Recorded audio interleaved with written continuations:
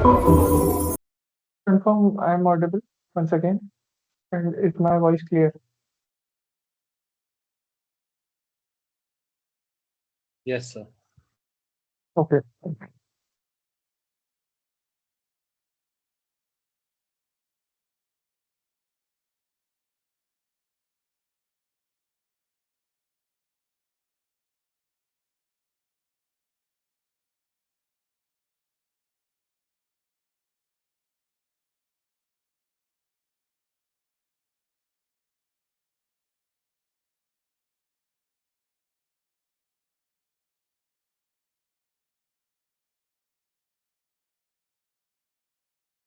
So, hello everyone. Welcome back to the post-contrast discussion series. We will be discussing today Tata's 156, and we will be taking the first five questions. So let's quickly jump upon to the first question. This question says that Sushil went to a sweet shop because he always craves to eat sweets. Okay, this is not good for his health as he has diabetes, but he doesn't care. So a laddu cost rupees 10 while a jalebi cost rupees 20. Initially, Sushil had rupees X, but Sushil bought n laddus. So how many jalebis he can buy? Right? So, sorry, just a second. So the question says that uh, you are basically given a budget of X rupees, right? And you can buy either two of these items. You can buy a laddu. Laddu costs rupees 10 and a jalebi costs rupees 20, right? And what you have bought, you have already bought n laddus.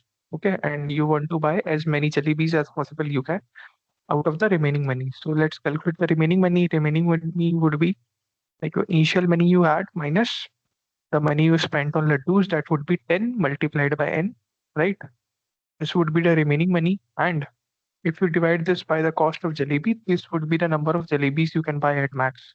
And you take a floor of this value, right? So this would be our answer. And you just have to print this. Okay. So let's see how it goes into code. The code is simple as well. You take the inputs, x and n are the only two inputs provided here. And you can calculate simply this value, x minus 10 into n is the number of laddus, and you can simply divide it by 20 to get the final value. That is your answer. Okay. I hope we are clear with this. Let's see the next question. This question says that unfortunately, as soon as Sushil reached the sweet shop, he saw there was a huge queue. Okay. At first, Sushil joins at the end of the line, but he's impatient now and he wants to bully people in front of him by flexing his wealth. Okay. There are n people in the line, and Sushil being the ith person. And with the ith person having a wealth of AI, Sushil currently being the nth person in the line.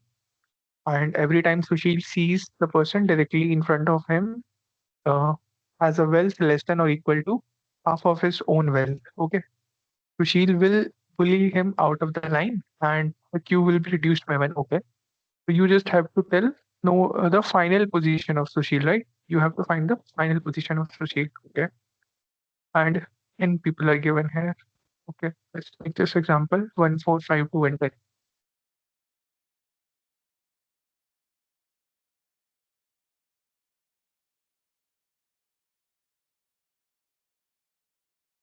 Question says that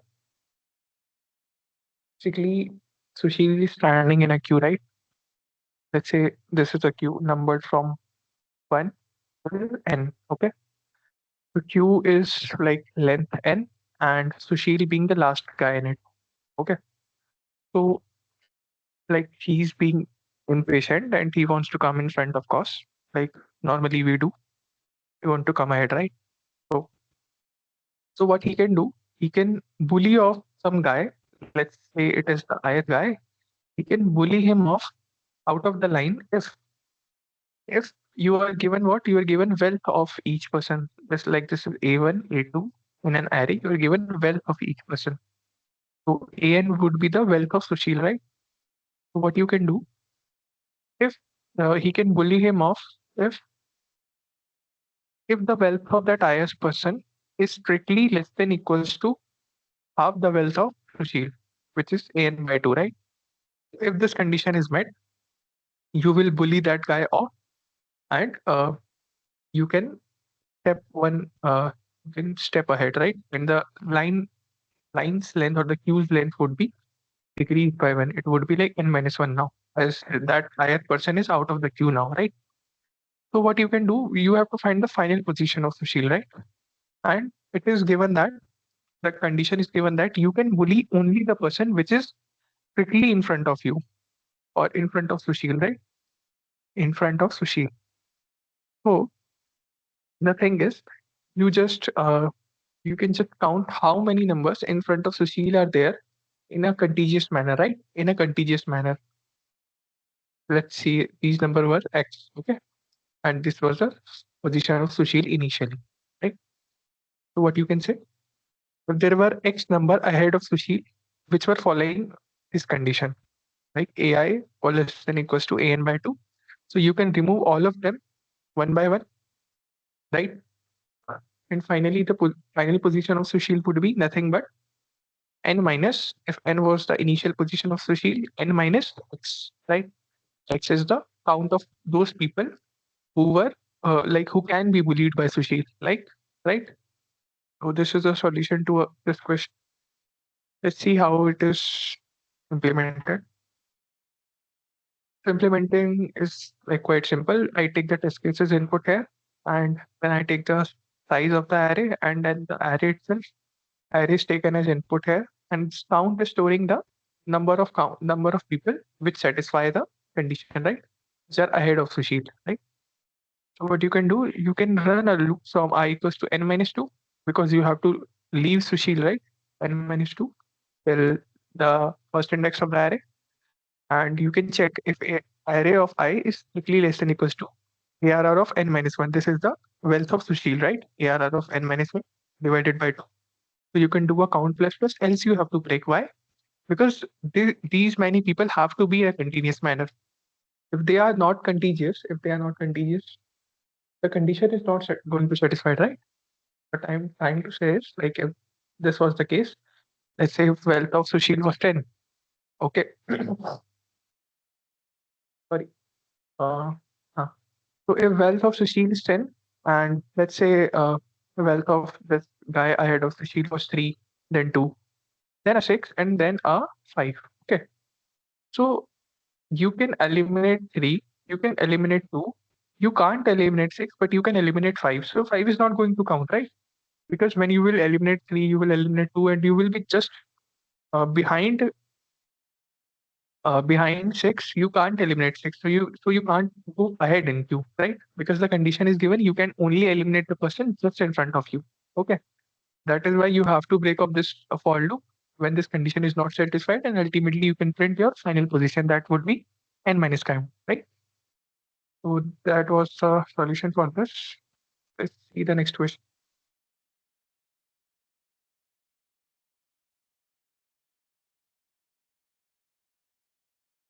This question says that, again, we have Sushil here, and Sushil has an array of n integers this time, and he's constructing a new array, a prefix sum array out of that. Okay, and Sushil hates even numbers, but he likes odd numbers. Okay, and thus he wants to make sure that as many as odd numbers as possible in the prefix sum array, right? And he's allowed to play with the array, and he can rearrange it arbitrarily, and you have to find the maximum number of odds possible, right? Okay. So what you can do is, you are given an array and you can rearrange them. Okay. The question asks you, let me explain the problem statement once. Sorry. Problem statement says that you have this array. Let's say it's an array A, and you have these number A1, A2, and so on till AN, right? And what you can do, you can freely rearrange this array.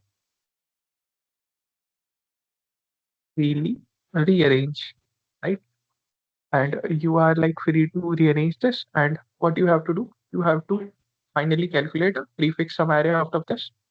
I hope you are clear with prefix sum array. Prefix sum array is nothing but like prefix sum array is pi, where pi is defined as summation ai from I equals to from j equals to 0 to I, right?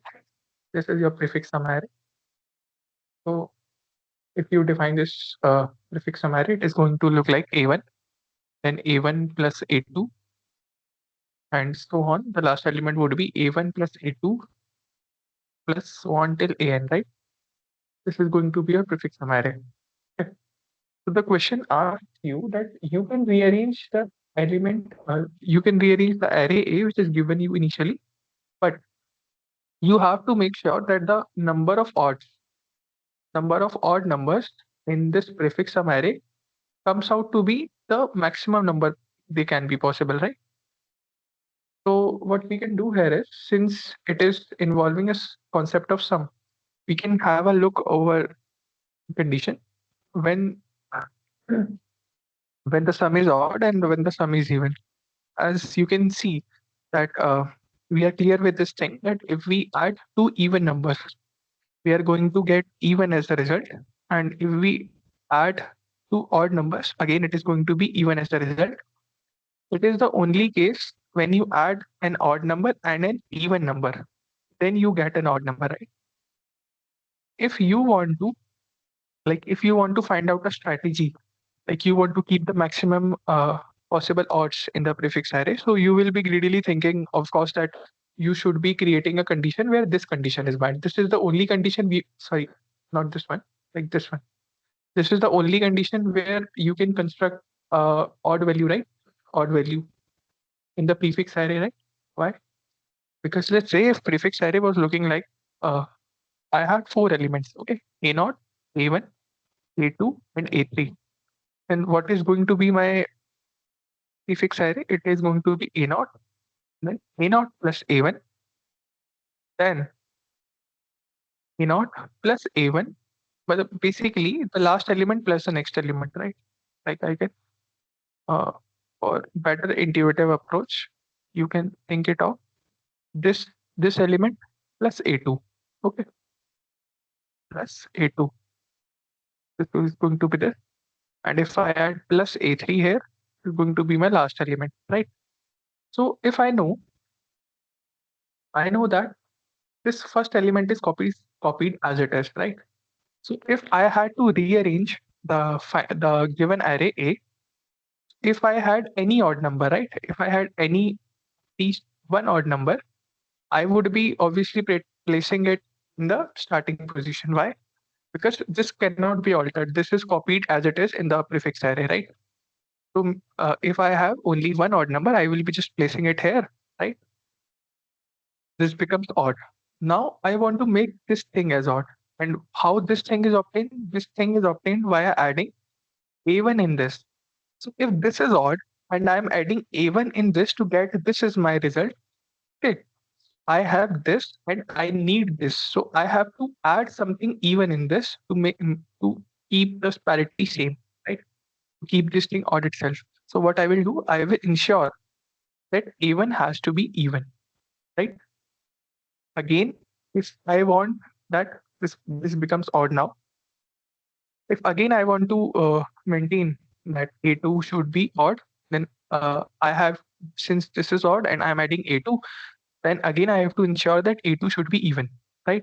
So this thing will be odd again, and this has to be odd. Then again I have to ensure that this thing is even. So a best case scenario comes out for me is like best case scenario to get all the numbers in the prefix array to be odd. What is the condition required? You require exactly one odd number and exactly n minus one even number, right? This is the case. In this scenario, you are going to get the maximum number of odd values you can see in the prefix array, right? And the strategy is clear. You can keep the first odd number at the first place of the array, that is a0, and you can keep all the even numbers. In this scenario, you are going to get all the numbers odd in the prefix array. Now, but the case can be different. So what can be the cases? The cases can be that the cases can be if no odd number is present there. Okay, count of odd is 0. So anyhow, if the this thing is 0, then the a naught in the prefix array is going to be even here again. And since all are even, so prefix array is going to contain all the numbers as even. So you cannot do anything here, right? So the number of odds you can see in the maximum in the prefix array is going to be 0, right? But if there are number of odds which is greater than 1 in the array given to me initially, then what we can do?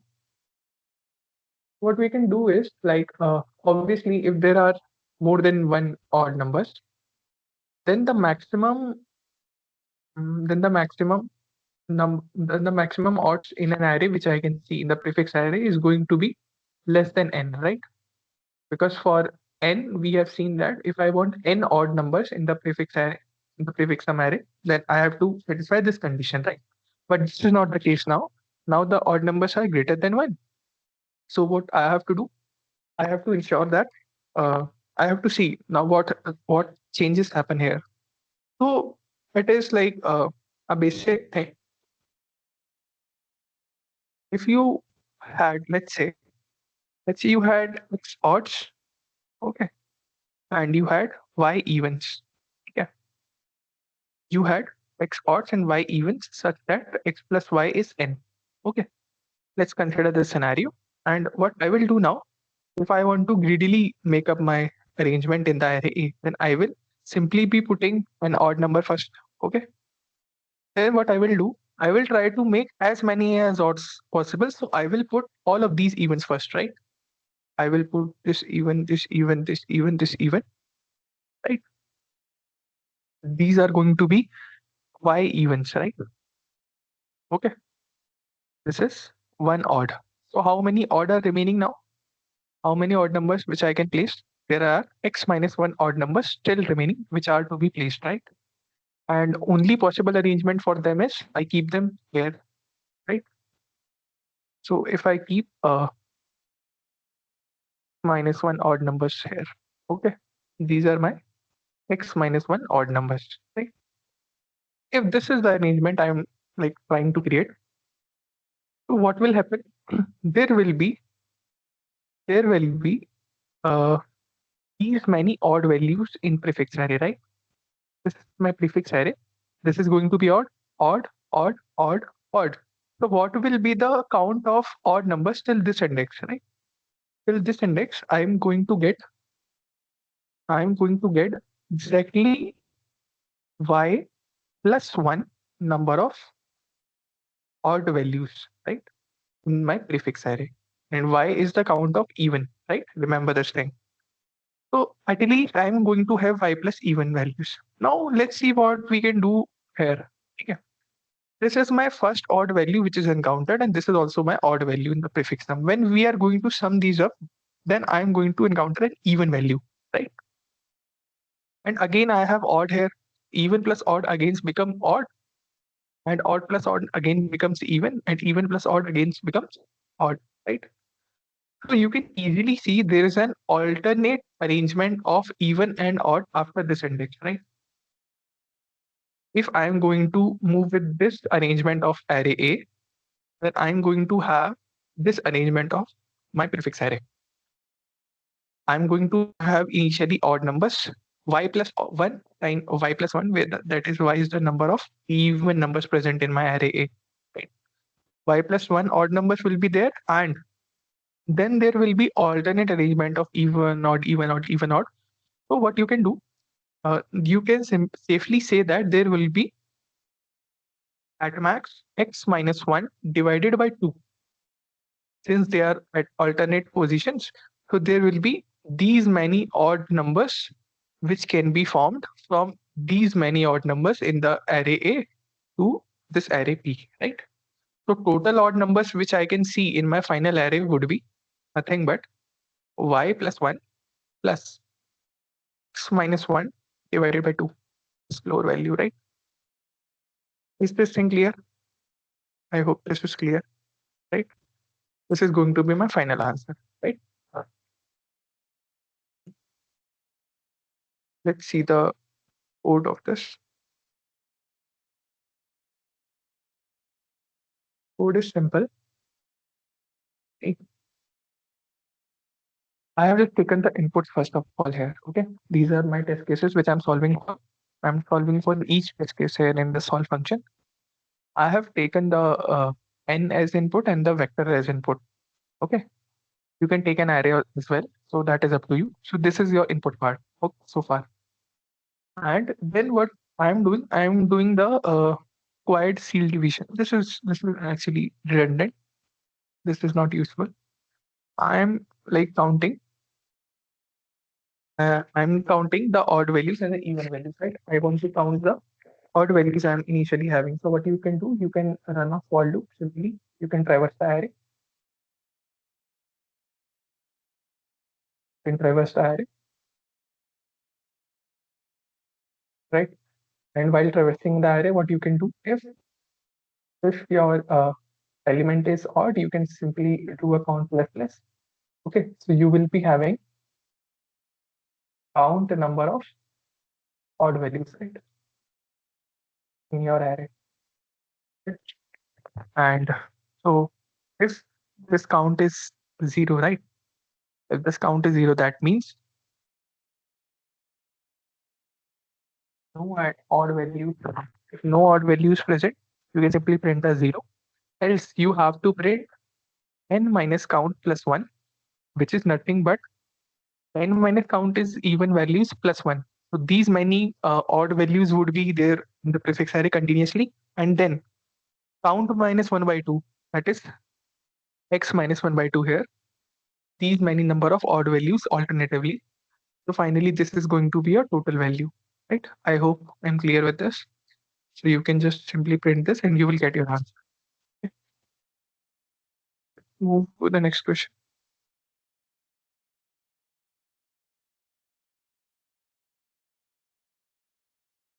The next question says that you are given an array of size n. You must partition the array into two disjoint sets S1 and S2 such that every element A belongs to either S1 or S2. Okay. And further, we are given a parameter K. You have to ensure that S1 is greater than equals to K and S2 is greater than equals to K again. And that is so nice. Okay. And you define a score as minimum of S1 plus max of S1 plus min of S2 plus max of S2. Okay. This is the minimum element present. Okay. So what we have is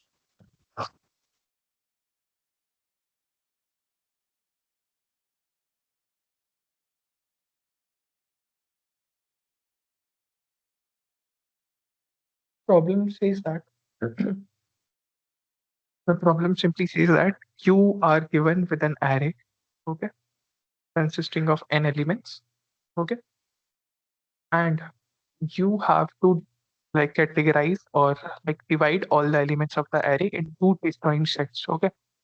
We call them S1 and S0. Okay. Now what you can do is you can like keep like these are disjoint sets. I hope I'm clear that you are clear with what is the definition of disjoint set. That means they have nothing in common. S1 union S2 is equals to phi. This is the definition of disjoint sets, right? Okay. So, um, so let's say there were five values A1, A2, A3, A4, and A5. Okay. Now, if I sort this value, okay, if I sort this vector or sort this array, so this would be the arrangement, right? A1 greater than equal to A2 greater than equal to A3 greater than equal to A4 greater than equal, sorry, less than equal to, right? This is the like non-decreasing order of arrangement after sorting. Obviously, if my score is defined as, so what you can do, you can keep any elements, any number of elements here. Like you have to categorize, you have to like distribute these five elements into these two sets. So you can either keep A1 here, A2 here, and you can keep the rest three here, no matter how the division is done. But the thing is, you can't keep any element common to both of them, right? So now the question says it is defining a score, okay, and you have to maximize the score. The score is defined as min of S1, max of S1 plus min of S2 and max of S2, right? Now a basic common sense is, let's suppose your array was given as 1, 5, 6, 10. This is, let's suppose this is my array after sorting, right? Okay. Now, if I have to, like, the minimum size of S1 and S0 is going to be 1, right? It is going to be the minimum size. At least you have to put, you can't leave any set empty, right? So if you are going with this arrangement, sorry, if you are going with this arrangement, that is, you can't leave any set empty, then then anyhow, in this core, you are always going to accommodate the min value of this array and the max value of this array. Why? Because this is the minimum value out of all the elements. So this is your global minimum, right? Either you keep it in S1 or you keep it in S0, it is always going to come up and reflect in this value. That is in your score. It is always going to be accommodated in your score, right? Either from set S1 or from set S2, right? Similarly, it goes same for the global maximum. Like if this is my global maximum out of my available value, so either I keep it in S1 or in S0, ultimately it is going to reflect in my answer, like score, right? Either from this S1 or from this S2. Okay. So now the score, this value can be reduced to, like, if this is my minimum value after sorting a of 0 plus a of n minus 1 plus some min and some max, right? Okay, some min and some max. It can be either of S0 or S1. Okay. Now let's see what else can be done. So if there was only an element, sorry, if there was only one element, nothing could be done, right? Nothing could be done. N can't be one actually. N can't be one. N should have to be, yeah. N can't be one since there are two sets and you can't leave any set empty. So N has to be at least two. And you are also given a parameter k here, right? A parameter is also given.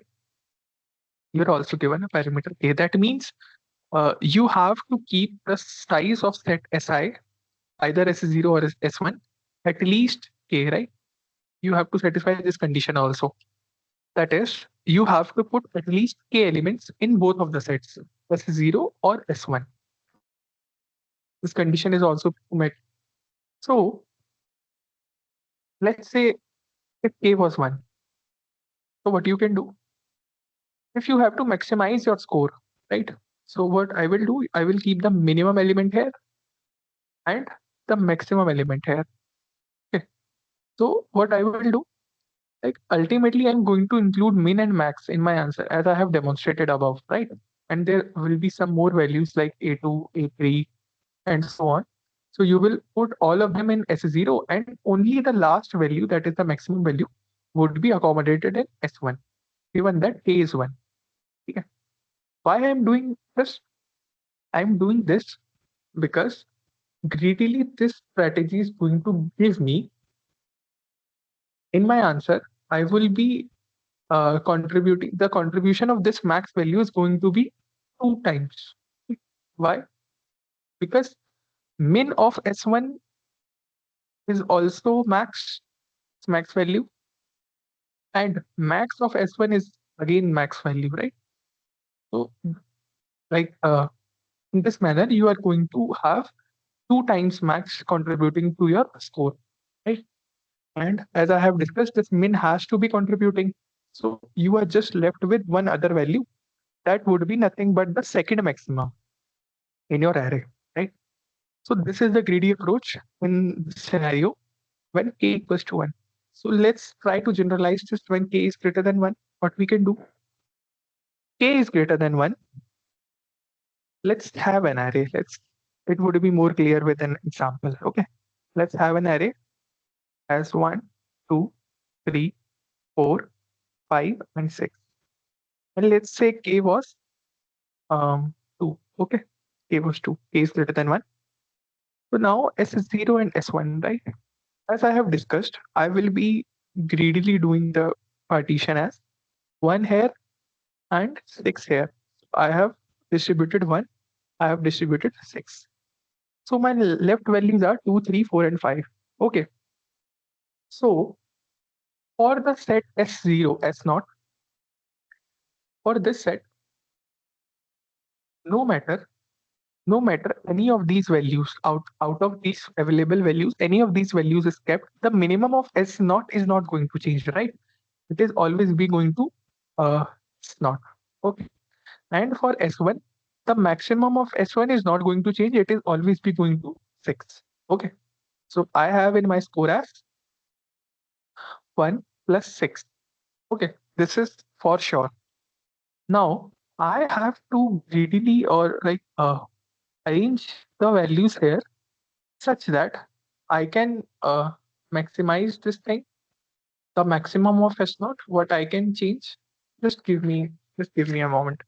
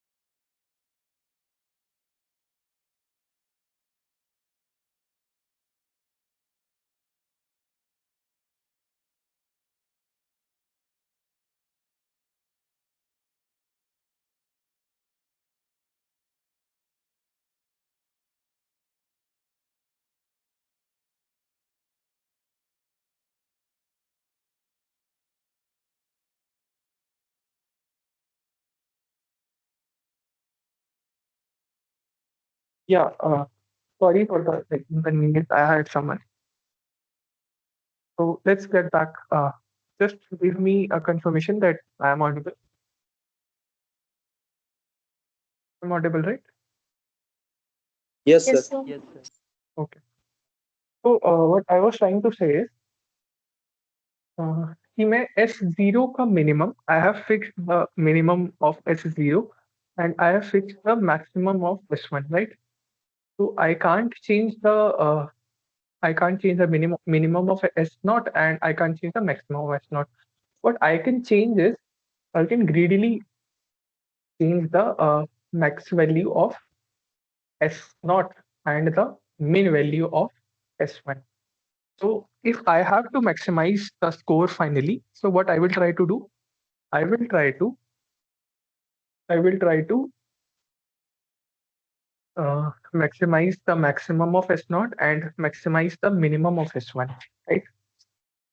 So obviously, if I am going to keep 5 here, right? If I keep a 5 here, the min value is going to be 5. And let's say this is done. And if I keep 2, 3, and 4 here, the maximum is going to be the maximum is going to be 4. Okay, so this will contribute a plus 4 and a plus 5 here in my final answer. But if I would have distributed as 1, 2, 3, and a 5 here, and 6 and 4 here, right? So what this will do, this will increase my answer, I guess. No, this is coming out to be same, right? I'm having 1 and 5 as my 1 and 5 and 6 and 4 again, right? So what I can conclude by this division that ultimately what I'm going to have is for k greater than 1, I'm going to have my answer as V0.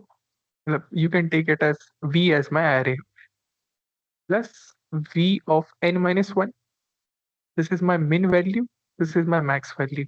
And 5. 5 is my second maximum. That is V of n minus 2. Okay.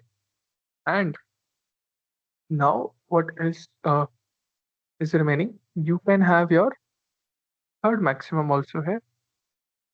Let me just take a second. So far, this seems to be my answer. Let me cross check this, if this thing works or not. Let's see it on some another array. Okay, let's take some another example. Let's take 1, 2, 3, 4, and 5. Okay, and let's say case 2 again. So S0 and S1. S0 is going to be 1, 2, and let's say I keep a 4 here and I keep 3 and 5 here. Right? What happens is I'm not keeping a 3 here and I'm not keeping a 4 here. Is it going to matter? It is not going to matter, right? Ultimately, I'm going to have 1 and 5 and 4 and 3 again. So it is not going to matter, right? The sum would be 1 plus 5 plus 4 plus 2. It doesn't matter. It does not matter, right? Right. So simply you have to make sure about the size of your array. If you had only 3 elements, right? If you had only 3 elements, like your array was like 1, 2, and 3, and you have to distribute among S0 and S1, you have only one choice, 1, 2, and 3. Then in this scenario, your score would be 1 plus 3 plus 2 plus 3 again, right? Yes. So this is an edge case. You can uh, see it like this. If value of k is 1, so this max value gets included 2 times, right? Once here and once here. So only this is the edge case, that if k is 1, then you can include it 2 times, else you can only include it once, right? For k greater than 1. So far this is your answer. This is your arrangement basically. That is not so complicated. Let's look at the code.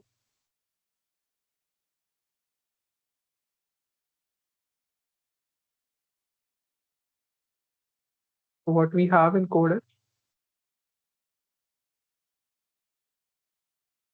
I have taken the inputs here for n and k, right? I have taken the vector here. I have sorted my vector here. Okay. And then what I have taken my answer as V0, that is my minimum element, V of n minus 1. Okay. That is my maximum element, and V of n minus 2. That is my second maximum element, right? And if k is greater than 1, okay, and if k is greater than 1, so you can have your n minus k minus 1. Right. I forgot to discuss this thing. So as a parameter k is given here, right? What we are discussing is parameter k is given. We were including in our, for k equals to 2, we were having the score as v of 0 plus v of n minus 1, the min value, the max value, plus v of n minus 2, the second max value, right? And we were having p of n minus 3, right? The third max value. So why this is happening? Like, this thing is going to be constant. Let me tell you why. Like, this value is going to be constant in each in every possible arrangement. Let me tell you why. For S0 and S1, irrespective of whatever your K is, right? You are going to have the max here and you are going to have a min here. Okay. Now, now, if uh, if your value you had more than two elements in your array, you're going to always keep it in not, right? But if there were greater than three elements, so what you could have done, you could have for satisfying the condition that at least size of each set is less than equals to k, you have to keep at least k elements here, right? What I'm trying to say is, if your array looks like this, 1, 2, 3, 4, 5, 6, 7 and so on, ठीक है? मान लेते हैं इसमें 7 elements थे, ठीक है? Now अगर इसमें 7 एलिमेंट्स थे और S1 में like S1 and S naught, right? So if k is 3, ultimately at least तुम तीन वैल्यूज यहाँ रखोगे ना. अगर तुम लास्ट की तीन वैल्यूज उठा के रखते हो लाइक 5, 6 एंड 7, है ना, and you keep 1, 2, 3 and 4 here, so this gets included, this gets included, and 5 is going to be included and 4 is going to be included. But एक better arrangement exist करती थी. क्या exist करती थी? ये जो second maximum था, ये second maximum, you could have kept this here and 4 की जगह इसका maximum तुम 6 बना सकते थे, right? ना? And since you are swapping this with a 4, 4 would have become the minimum here. Ultimately, if you have included 5 and 4, that would result in a score of 9. But now you are included 6 and 4 as your answer, so that would result in a plus 10. So greedily this is more, right? तो हुआ क्या? हुआ बस इतना सा कि मैंने S not का जो मैक्स वैल्यू था उसको I have increased, and by doing this swap, and I have uh, decreased the min value of S1. But eventually the max and min totally are going to be contributing more in my score value, right? Like having this swap. I hope I'm clear at what I'm exactly doing. Basically, I'm trying to accommodate in my score the min value, the max value, and the second max value, right? And while I'm trying to accommodate the second max value, I have to swap it. I have to swap it with some value which is at an index, and that index would be n minus k minus 1. Why? Why n minus k minus 1? Because in the second set, in the set S1, you have to keep at least k elements, right? You have to keep at least k elements, you know? And like you have to go back k elements back, and n minus 1 is your starting index. So you have to go to an index n minus 1 minus k. So this is going to be normally अगर तुम ऐसे classify करते that this is your array a0 a1 so on till a n minus 1. अगर तुम इसका distribution ऐसे करते कि a0 से लेकर a of n minus 1 minus k within elements set 0 को belong करते हैं, and from a of n minus k to a of n minus 1 within elements s1 को belong करते हैं, ठीक है? Ultimately you were including a0, a of n minus 1 in your answer, and you were including a of n minus 1 minus k and a of n minus k. But what I did is a of n minus k से बड़ी value है a of n minus 2, right? That is considerably larger. So what I will do, I will swap these two values in these sets. Set का maximum and the set की second maximum value, which is the global second maximum. I will swap this. Ultimately, I will, अगर तुम इन दोनों values को swap कर रहे हो, since this value is greater than this value, so this value becomes the minimum of S1, right? And when this is swapped in S0, this value becomes the maximum of S0, right? Ultimately, what I'm going to have is, I'm going to have my final answer as A naught plus A of n minus 1 plus my second maximum. Second maximum is going to be max of S naught, which is A of n minus 2 plus, and I am having my this minimum of S1 now. Minimum of S1 is nothing but my array at the element at index n minus k minus 1. Okay. I hope I'm clear with my approach. So far, this is the solution for this. So as you can see it, so for the see, we have three constant values here, which is the global minimum V naught, the global maximum V of n minus 1, and the second maximum V of n minus 2. I'm going to make the second maximum as the maximum of set 0, right? And while swapping, what I will get, if k is greater than 1, then while swapping, I will get V of n minus k minus 1. But if k was only 1, so what will be the minimum value of S1, right? If k is only 1, so n minus k minus 1 was like this value I was going to include. But since k is only 1, so the max of S1 would be nothing but V of n minus 1, right? The last element itself. Okay. So this is the case. And in this case, I'm going to add V of n minus 1 to my final answer. And then simply I will print my answer. I hope I'm clear with this approach. Right? Like if you have any doubts, you can feel free to unmute yourself and you can ask. Okay? So moving to our last question for this discussion. So this question is a bit more mathematical, I would say.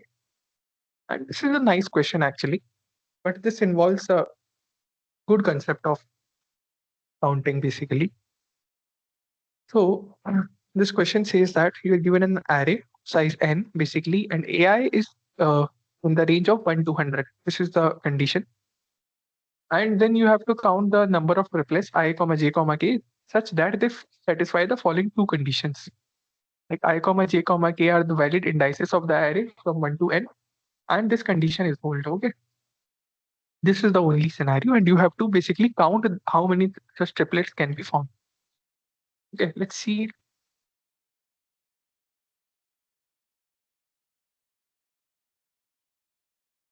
So basically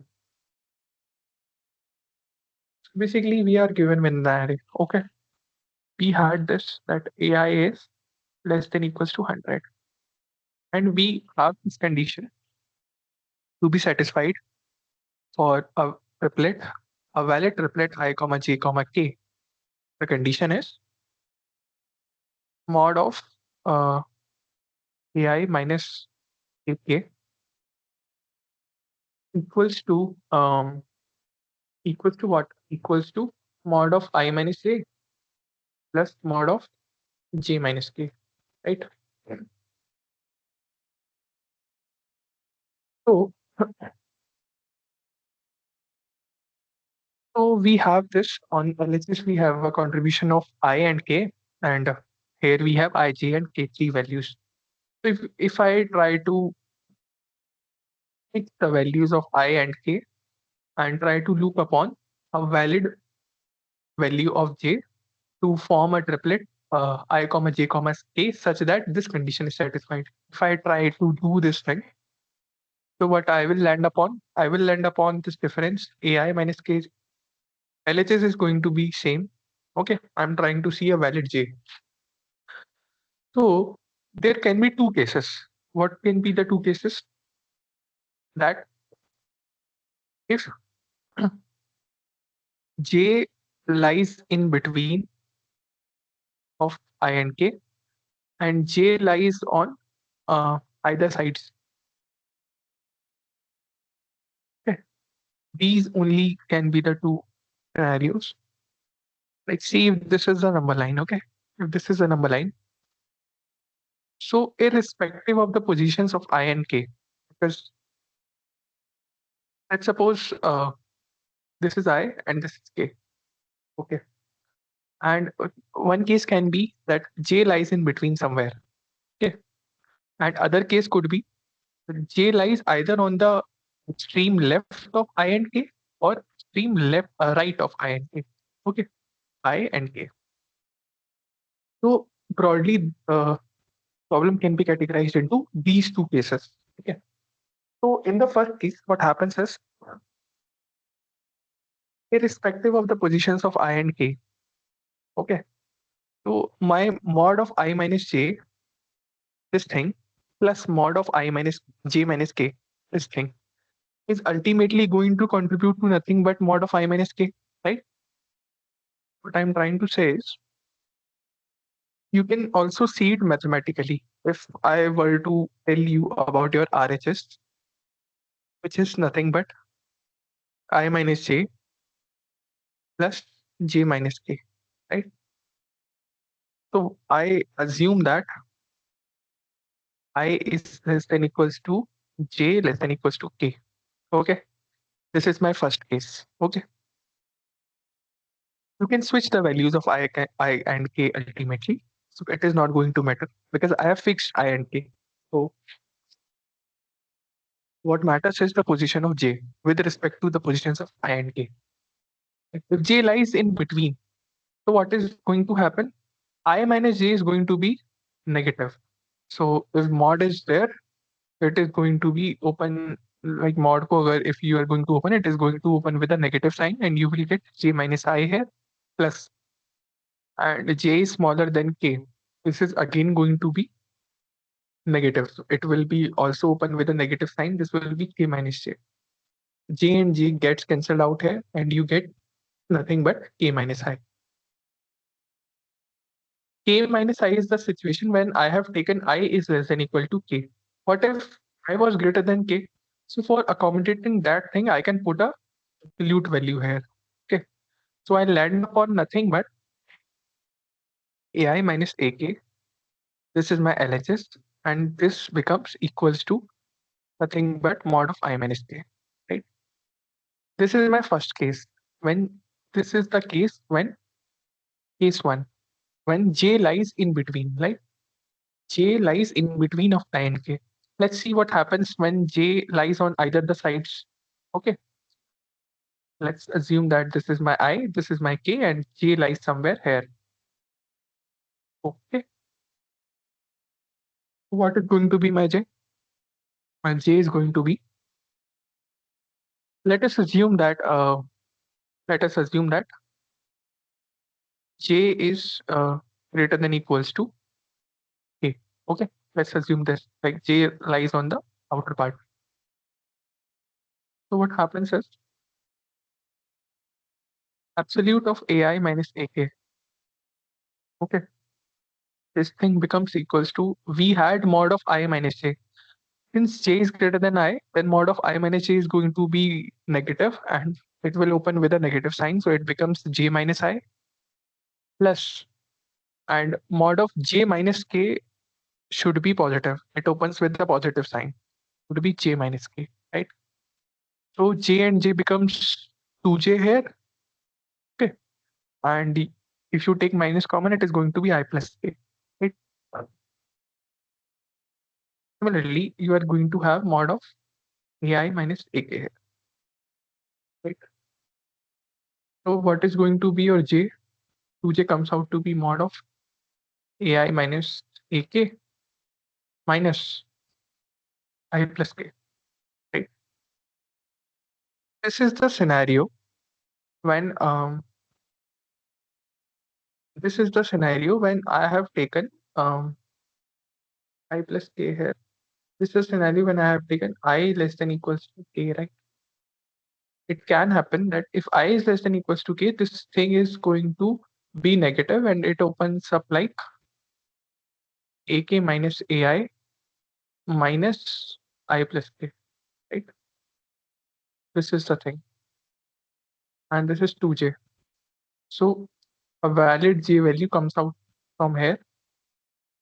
And let's see the third case also. The third case was that j lies here in the left of I, right? In this scenario, what I will be having, I will be having my ak minus ai as, like I have opened the mod here, ak minus ai as I minus j is going to be positive plus mod of j minus k. J minus k is going to be negative. It will open with a negative sign, right? So it comes out to be ak minus ai minus uh minus I plus k again, right? And here I'm left with 2j, right? So if you were to like compare this case with this one, if I compare this thing with this thing, so ultimately you will notice that difference is nothing but if you were to switch these two values, that is, you put it like I plus k, I plus k minus ak minus ai. This comes out to be 2j, right?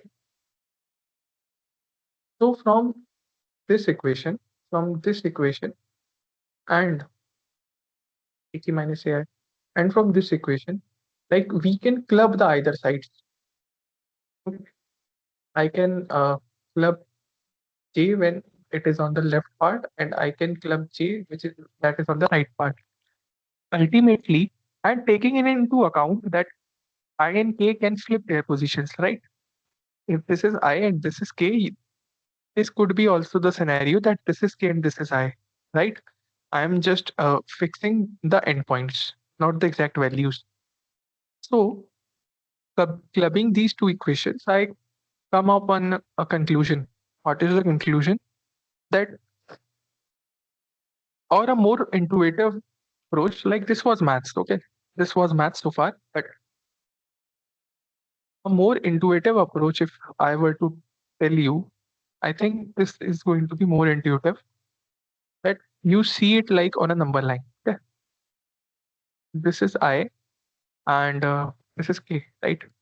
So you are clear with the case when j lies in between, right? You are clear with the thing. Like I minus j plus j minus k reduces to nothing but I minus k, right? So I minus j plus mod of j minus k reduces to nothing but mod of I minus k, right? This is the first case. Okay. And the second case is like when I lies here. Okay. So if j lies here, if j lies here, then this thing is going to be mod of I minus j plus mod of j minus k. Okay. So this portion is included twice in my answer, in my this value. If I were to, what I'm trying to basically make is I'm trying to basically make RHS into something like mod of I minus k plus some constant. Why? Because in the LHS, I'm only dealing with AI and AK. So I'm trying to make things constant, right? That's why I fixed the values of I and K. So if you were to see this difference, like this thing plus this thing, it could be written as mod of I minus K, like this value plus 2 times this value, right? Plus 2 times mod of K minus J. Similarly, if J was on the left side, it could be seen as mod of I minus K plus again 2 times this would be included, right? This could be seen as mod of I minus K plus 2 times mod of I minus J this time. So basically what I am having is I am having I minus K as my constant thing in all these three in all these three cases, right? This is the common thing. And ultimately, I am having something 2 into something in the cases when J does not lies in between. Okay. So this can be ultimately further reduced. Like this is I minus J and this K minus J. So you are taking the difference of J with the end point which is closer, right? Since I and K are free to keep their positions, so basically it is better to write that you can reduce this thing I minus J, which was my original RHS mod of J minus K, to nothing but mod of I minus K. Okay, this thing comes out to be common in all these three cases plus 2 into 2 into some constant value. Let's call it C, right? And when J lies in between, what is the condition for J to be lie in between?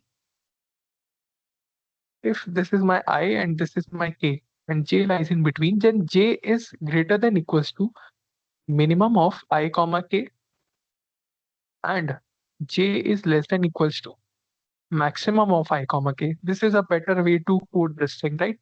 So for this thing, C is going to be 0, right? And elsewise, what is my C? My C comes out to be uh, J absolute difference of J minus minimum of I comma K, and the other case is J minus maximum of I comma K, right? So why I have taken min and max here? I don't know whether I is less than K or K is less than I, right? That's why I have taken min and max here. So finally, if I put it in my final equation, which was given to me, that is mod of AI minus AK equals to mod of I minus K plus 2 times some constant value C, which I have defined here. If I have to find this C, that if this equation really exists, right? Okay, so what I can do is I can write 2C as mod of AI minus AK plus, sorry, minus uh, mod of I minus K, right? So my equation gets reduced to this. So, sorry.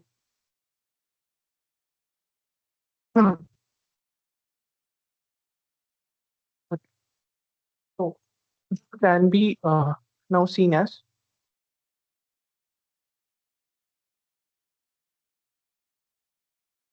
just this.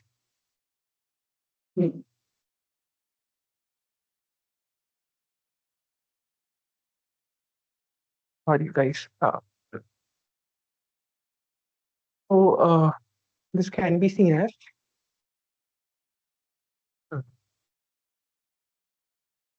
I minus AK minus I minus K is here. Now I can say that if my C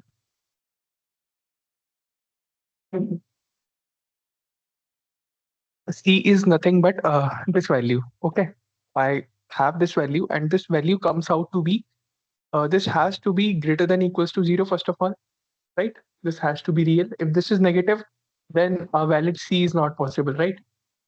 C can't be negative. This is the first condition, and second condition is this value has to be even. Why even? I am having a 2C on LHS, right? So this has to be even to prove this equality, right? And also I am given that AI is less than equals to 100. So what can be the max value of AI minus AK? This can be nothing but 99, right? Since AI belongs to less than equals to 100 and it can be minimum 1. This can be 100 and this can be 1. This can be maximum 99. So I can safely say that mod of AI minus AK is less than equals to 99, right? So the thing remains is that you just have to iterate over the array. Let's say this was my array. Okay. This is my some valid index I. What I'm trying to do, since this is 99, what I will try to look upon I minus 100 and I plus 100. I will look upon this range from I minus 1, I minus 100 to I plus 100, and I will see if there exists a valid j or not, right? And I will also ensure that this I minus 100 is going to be greater than equal to 0 by this has to be a valid index of the array, and this I plus 100 is less than n, right? So ultimately, if I have to sum up my thing, if I have to sum up my idea, so let's say if this difference which I had, the difference which I had was I had nothing but um, like C was 0 in the case when J lies in between, right? So C equals to 0 also satisfied the case when C is real, and real means greater than equal to 0, and also it is even. 0 is an even value, so it is also satisfied. So mod of AI minus AK minus mod of I minus K, if this is 0, this basically means that J lies in between, right? J lies in between. If this is 0, so how many triplets can be formed? This is the case now. So if J lies in between, and so J can lie anywhere in between, right? Here, here, here. So all the integer values between I and K are going to satisfy this value, right? So how many possible J values I can have? I can have all these values as my valid J values for forming a valid triplet I comma J comma K. That means that I am going to have mod of K minus I plus 1. These many valid values of J for forming a valid triplet I comma J comma K, right? This is a thing. And for that case, the case which I was looking in the either sides, I can have that this is my J value or this is my J value. If the condition is satisfied that this value, okay, like I call it as my difference D. Okay. If I call it as my difference D, let's say this is the thing, basically. Uh, that is my, see, basically this comes out to be nothing but mod of AI minus AK minus mod of I minus K. Okay, so if this is greater than 0 and this is even, okay, in this scenario, I will be having one possible value of J either here or either here, given the fact this condition is satisfied with this condition is satisfied for this value, mod of AI minus AK minus mod of I minus K. So for this thing, I will be having a valid J. I have to see if I have a valid J, then I will do a plus 1 in my answer, right? So what can be my valid J? My valid J would be nothing but minimum of I comma K minus, for this case, if I call it as difference T, it would be um, it would be this thing. It would be minus D, and J would be maximum of I comma K plus a difference T, right? These will be my two cases. So if this is greater than equals to 0 and this is less than n, given that given that this difference was initially satisfied, like these conditions were met, right? I can safely say that I will be having my I will be including these j in my final answer. That is answer plus one. Okay. It would be better like if I code this up for you. So it would be better, right? Let me show you the code part. Like I did in the contest in a different manner. Okay. I'm going to code it again for you guys so that the thing is clear for you. Yes. So what I have is I have my uh, I have my array. I'm traversing over the array. Okay. I will traverse over the array and I will try to look upon the range of I minus 100 to the range of I plus 100. Okay. This comes out with the restriction that AI is less than equals to 100 and I will see my k can go to I minus 100, but this should be a valid index. That I minus 100 should be greater than equal to 0. That's why I will take a maximum with 0 of I minus 100 and k should be like less than minimum of n comma I minus I plus 100, right? I will do a k plus plus, right?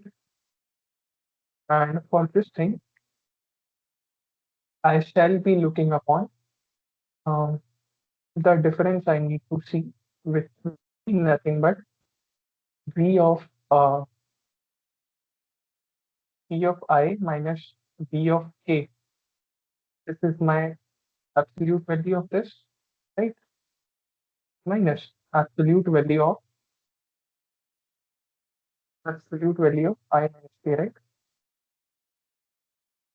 And I will see if this difference is equals to 0. Okay, what I will do, I will include in my answer, like this is the case when j lies in between. I will include in my answer all the values between I and k. That will be absolute value of I minus k plus 1, right? I will include this and what I can do, I have to see if the difference is now mm, greater than 0 and difference is even, right? I will see if I have a valid j or not. Let's say int j equals to minimum of I comma k minus this difference by 2, right? Because we were having 2 into c as this value. This value was 2 into c. So I will divide it by 2 to get this thing, right? Like what I'm trying to say is, uh, I had my difference as 2 into c equals to mod of ai minus ak minus mod of I minus k, right? So if my this difference comes out to be this thing divided by 2, right? So what will be my j if it is on the left side? Like this is I and this is k, okay, and this is j. J would be nothing but minimum of I comma k minus this difference, right? Which is this value.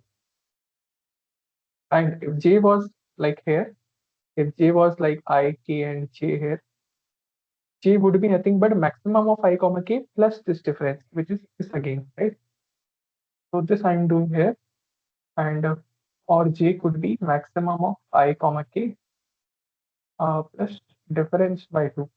Okay, and just I need to see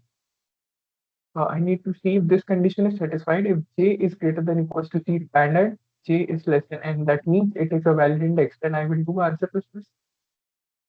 Similarly, I will check it here. Okay, this is the condition to lie on the left side. This is the condition for j to lie on the right side, and this is the condition for j to lie in between. Okay, and finally, I will simply print my answer. Let's run it and see if it gives the right answer or not.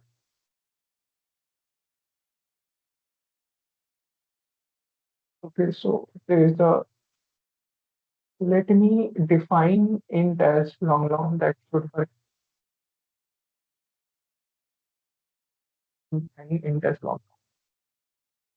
Just min and max compare like same data types, right?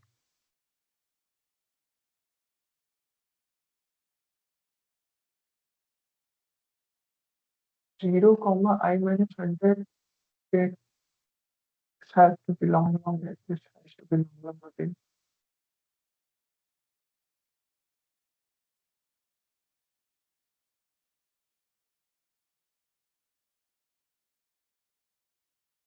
So matching function for call is this has to be long, and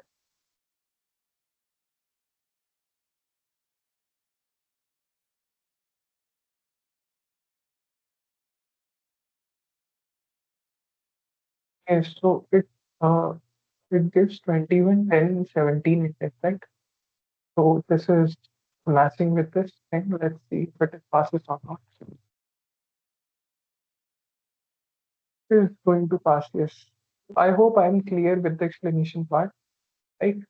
So that was all for this PCD. Thank you for joining, guys.